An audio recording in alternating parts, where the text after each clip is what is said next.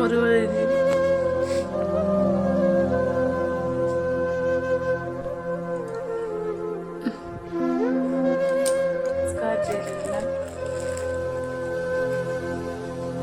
ଆଗ ଅପେକ୍ଷା ବୋଉଙ୍କ ଦେହ ହେଲାଣି ଆଉ ପଡ଼ି ପଡ଼ି ସବୁ ଚୁଟି ଯାଇଥିଲା ସେଥିପାଇଁ ଆମ ପୁରୀଠୁ ଯାହା ପଠେଇଛନ୍ତି ଚୁଡ଼ି ଯାହା ଚୁଡ଼ି ପିନ୍ଧିକି ଶୋଇଛନ୍ତି। ଏବେ 8 ଦିନ ହେଲାଣି ଆଉ ଜମାରୁ ଉଠୁନାହାନ୍ତି, ତାଙ୍କ ଦେହ ବି ଭଲ ନାହିଁ, ଶୋଇଛନ୍ତି। ଆଉ ଚୁଡ଼ି ସବୁ ପଡ଼ି ପଡ଼ି ଚୁଡ଼ି ଗୁଡ଼ା ସବୁ ଟୁଟି ଯାଇଥିଲା, ଏବେ ତ ଆଉ ଉଠୁନାହାନ୍ତି, ଚାଲୁନାହାନ୍ତି, ସେଥିପାଇଁ ଭାବୁଛୁ ଚୁଡ଼ିଟା ପିନ୍ଧେଇ ଦେବୁ ଆଉ।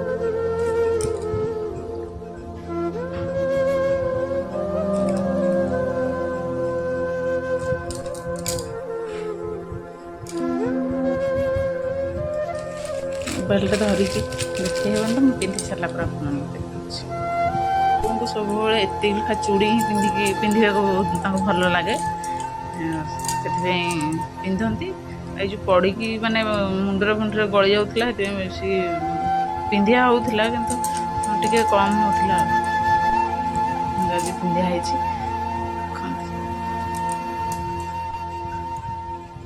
ବୋଉ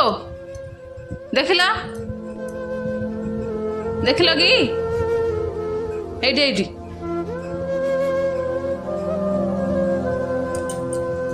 ଆଉ ତାଙ୍କୁ ଆଉ ଗୋଟେ ଜିନିଷ ପିନ୍ଧିବାକୁ ଭଲ ଲାଗେ, ସେ ହେଉଛି ମୁଦି।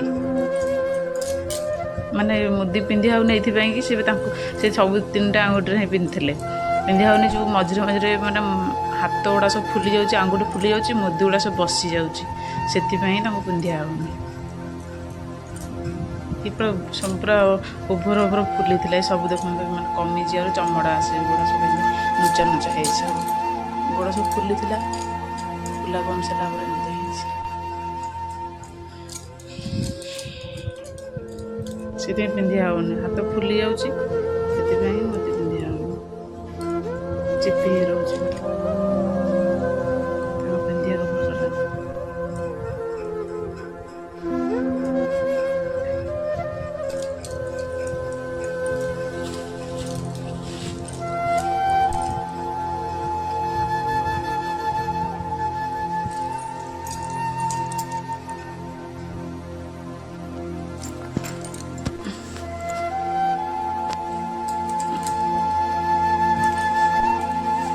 କ'ଣ କରିବ ଯାଇକି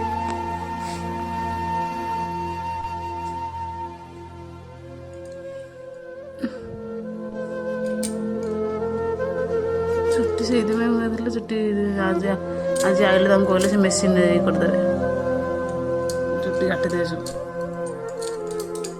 ହଁ ବା, ଆଖି ପତା ହେଇଛି। ସେ ଏତିକି ଖଣ୍ଡିଆ ହେଉଛି, ଏତେ ବ୍ଲଡ଼ ବାହାରୁଛି ତାଙ୍କର, ଯେ ଏତେ ବ୍ଲଡ଼ କ'ଣ ବାହାରୁଛି?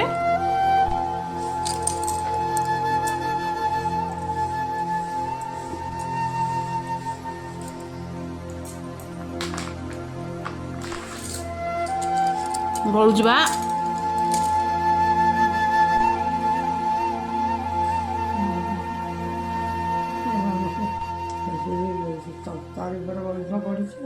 ଚେୟାର ଉପରେ ବଇଥିଲେ?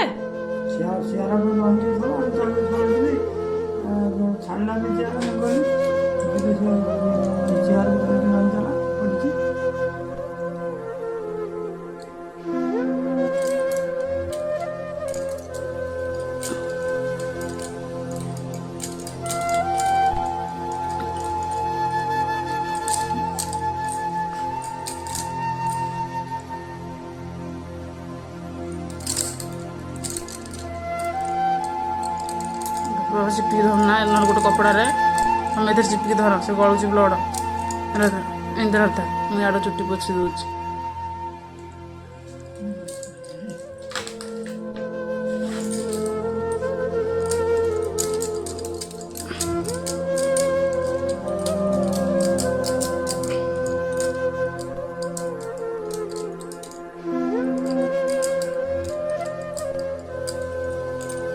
କେତେ ବ୍ଲଡ଼ ସେ ହେଇଛି।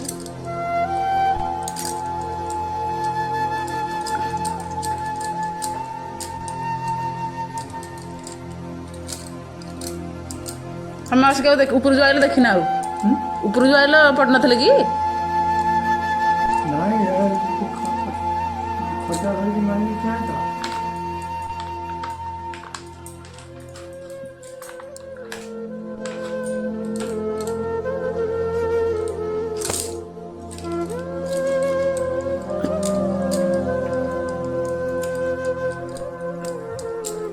ଚୁଡ଼ି ନାଇଁ ସେ ଚୁଡ଼ି ଗଳିନି ଫାଟି ଯାଇଛି ପଡ଼ିଆରେ। ସେଇଠି ସାରା ସେ ଖଟା ନହେଇଛି ଏପଟେ ବୁଲି ବୁଲି ଖଟକୁ ଆସିବ ବୋଲି ଯେତେବେଳେ ହେଇଛି ସେତେବେଳେ ପଡ଼ିଯାଇଛି ଆଉ।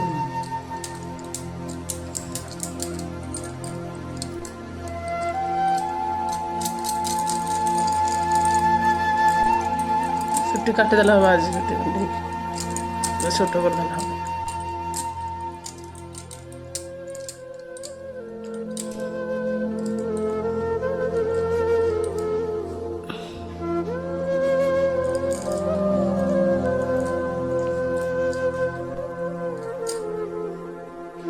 କାଢ଼ିଲା ହାତ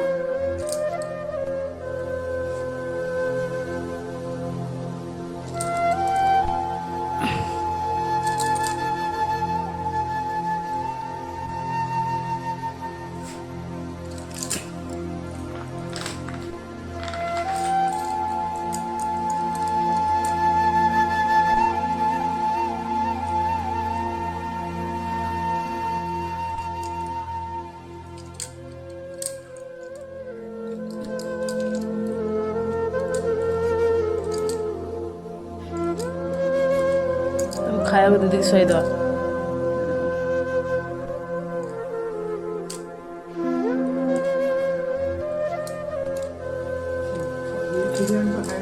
ନାଇଁ ସେ ଥାଳିଆରେ ଆଣିଯିବା ତାଙ୍କ ଘରେ ଦେଇଦେବା ମୁଁ ତ ଖାଇବିନି।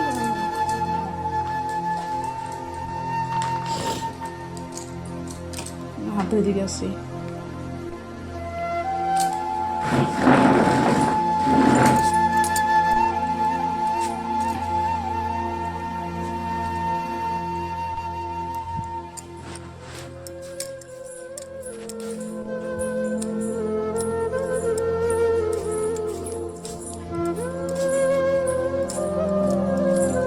ଏତେ ସାରା ବ୍ଲଡ଼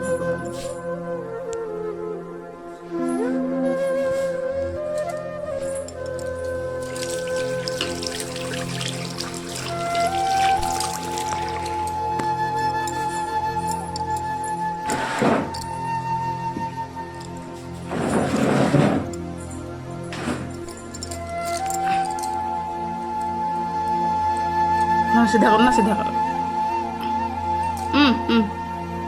ଖାଇଦେ ଖାଇଦେ ଖାଇଦେ।